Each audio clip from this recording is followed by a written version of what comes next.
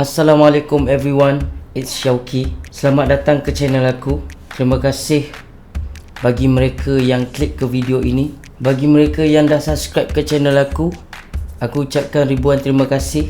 And kepada yang baru sampai ke channel aku, Rap Unity, aku ingin mengucapkan selamat datang dan selamat buka mata minda dan hati korang. Tahniah. So dekat sinilah korang akan dapat segala info menarik di Timur Tengah. Memandangkan Kesultanan Osmaniyah sudah lebih 100 tahun sejak kejatuhannya. Jadi mari kita selam berita-berita terkini di luar negara yang dulunya di bawah tampuk pemerintahan Khilafah Osmaniyah. Jadi kali ini kita bercerita tentang sebuah wilayah pergunungan di mana orang berbunuhan demi wilayah tersebut, iaitu Nagorno-Karabakh. Dan perbalahannya adalah antara Armenia dan Azerbaijan.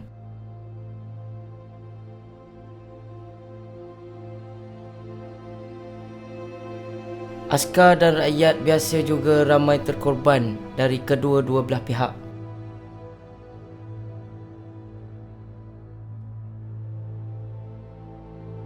Jadi kenapa diorang berperang? Dan dah berapa lama diorang berperang? Dan apa kena-mengena Turki pula dengan peperangan ini? Tembakan pertama dilepaskan pada Julai 2020 sebelum perang habis-habisan berakhir pada September lepas. Itulah perang yang paling mengerikan dalam tempoh 25 tahun lepas kerana desakan dan rungutan dari generasi ke generasi. Nagorno-Karabakh terletak di dalam wilayah Azerbaijan, di dalam negara Azerbaijan, entirely of Nagorno-Karabakh, diiktiraf internationally sebagai sebahagian daripada wilayah Azerbaijan. Okey, permasalahannya ialah daerah Nagorno-Karabakh dikuasai oleh etnik Armenia dan dinaung oleh tentera Armenia. Tanah-tanah sekeliling Nagorno-Karabakh juga dikuasai oleh tentera Armenia. UN mengesahkan bahawa ini adalah satu penjajahan. Di situ juga ada jiran-jiran besar seperti Iran,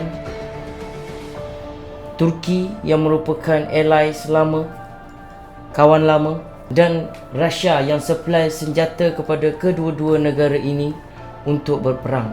Jadi sekarang kita tengok rupa Nagorno-Karabakh.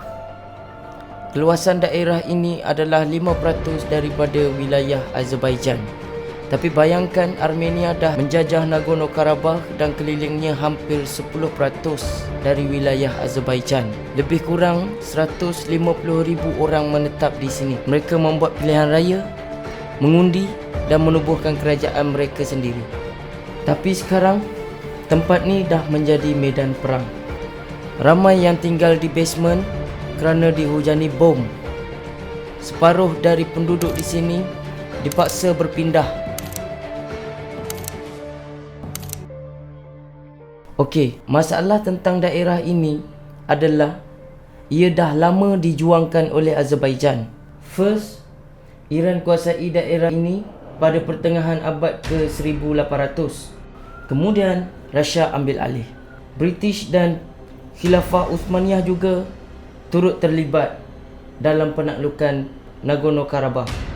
Tarikh penting bagi semua kejadian ini adalah pada tahun 1920 di mana Armenia dan Azerbaijan berperang untuk takluk Nagorno-Karabakh. Dan Azerbaijan dengan di belakangnya adalah Rusia ketika itu dapat mengawal daerah tersebut. Tapi setahun kemudian, daerah itu Rusia janjikan untuk diberikan kepada Armenia. Tapi Stalin ketika itu tarik balik janji tersebut dan pastikan daerah itu dikawal oleh Azerbaijan. Jadi pada tahun 1988, ketika Soviet Union berada di ambang kemusnahan, di sinilah etnik Armenia di Nagorno-Karabakh mengambil kesempatan membuat pilihan raya dan undi untuk jadi sebahagian dari wilayah Armenia. Ketika akhirnya Soviet Union jatuh pada tahun 1991, tiada lagi perdamaian yang tinggal di selatan Kaukasus itu. Pada tahun 1992 ialah tahun yang paling tegang dengan peperangan setelah Armenia dan Nagorno-Karabakh isytihar independence.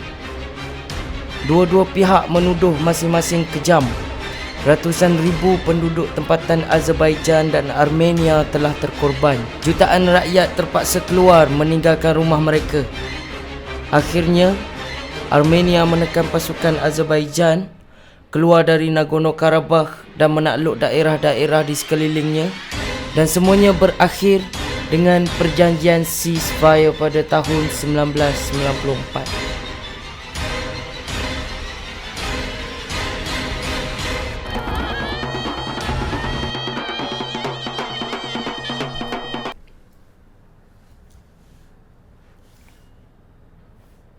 Perjanjian damai itu dibiarkan bertahun-tahun lamanya, despite rasa ketidakpuashati mereka terhadap mangsa-mangsa yang telah terkorban.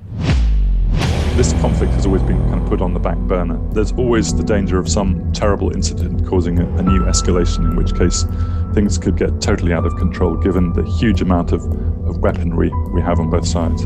Dan sekarang mereka berhabis-habisan meluahkan rasa marah tersebut. Perang skala penuh sekali lagi terjadi. Tentera darat, kereta kebal dan serangan udara. Air raid sirens wailed across the city as a barrage of rockets and mortars rained down. Pasukan Azerbaijan telah menyerang bandar utama Nagorno-Karabakh di Stepanakert. Pemuda-pemuda Armenia pun sign untuk fight balik Azerbaijan. Jumlah yang pasti tidak dapat dikenali, tapi ramai yang terkorban dari kedua-dua belah pihak.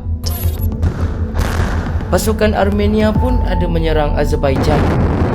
Bandar sempadan iaitu Ganja adalah daerah yang paling teruk terkesan dari serangan roket. The second rocket hit the other street, and there are also 2 other wounded people over there.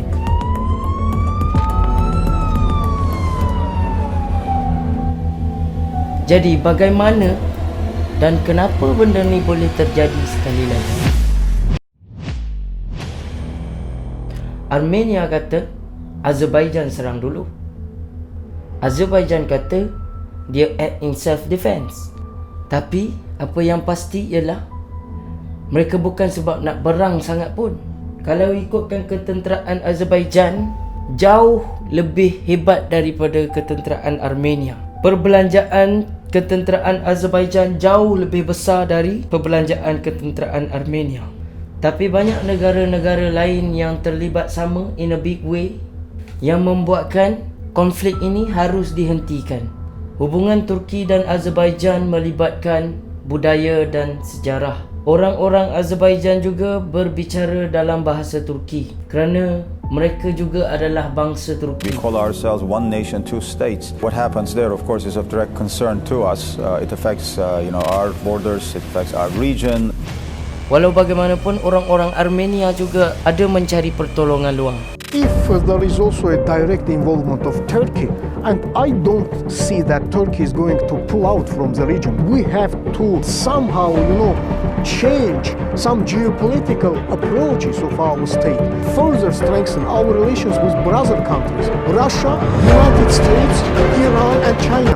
Jadi, sedalam manakah penglibatan Turki dalam peperangan ini? Azerbaijan menggunakan drone yang disupply oleh Turki dan Israel. Turki dituduh rekrut Syrian fighter untuk fight Armenia, yang mana Azerbaijan dan Turki sangat-sangat keras menidakkan tuduhan tersebut.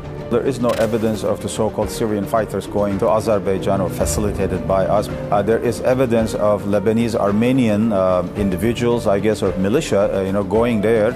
Jadi apa yang Turki dan Azerbaijan beria-ria nak dapatkan balik Nagorno-Karabakh ni sebenarnya? Well, something really big is that daerah tu kaya dengan oil and gas. Dia supply oil and gas through pipeline sampai ke Itali. Bisnes oil and gas sahaja di Azerbaijan adalah 90% daripada ekspornya. And as for Turki pula, Azerbaijan sekarang adalah merupakan supplier utama natural gas kepada negara Turki.